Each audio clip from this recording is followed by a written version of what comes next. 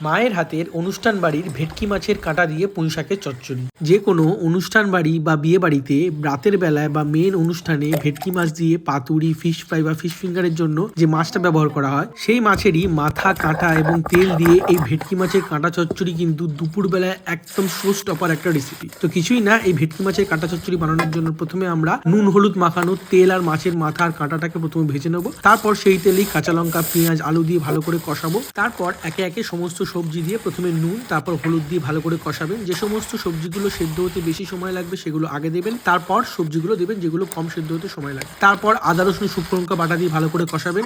এরপর সেটার কাঁচা গন্ধ চলে গেলে দিয়ে দেবেন যে ভেটকি মাছের কাঁটা, মাথা আর তেলটা ছিল সেটা দিয়ে ভালো করে কষিয়ে টমেটো দিয়ে ভালো করে কষাবেন। এরপর দিয়ে দেবেন পুঁইশাকটা দিয়ে ওপর থেকে নুন ছড়িয়ে ঢাকা বন্ধ করে দেবেন। পুঁইশাক থেকে যখন জল ছাড়বে আর পুঁইশাকটা নরম হবে তখন ভালো করে সবকিছুর সাথে মিশিয়ে সবার শেষে বেগুনটা দিয়ে ভালো করে মিশিয়ে আবার ঢাকা বন্ধ করে দেবেন সমস্ত সবজি নরম হওয়া অবধি। আর যখন দেখবেন তেল ছেড়ে দিয়েছে তখন আমাদের ভেটকি মাছের কাঁটা চচ্চড়ি একেবারে প্রস্তুত। এই রান্নাটা করতে আমাকে আর মাকে কিন্তু আমার ওয়াইফ হেল্প করেছে। দেখুন কি অপূর্ব দেখতে লাগছে। তো আজকে ভিডিও কেমন লাগলো অবশ্যই জানাবেন এবং বাড়িতে এটা অবশ্যই চেষ্টা করবেন। Till then, tata.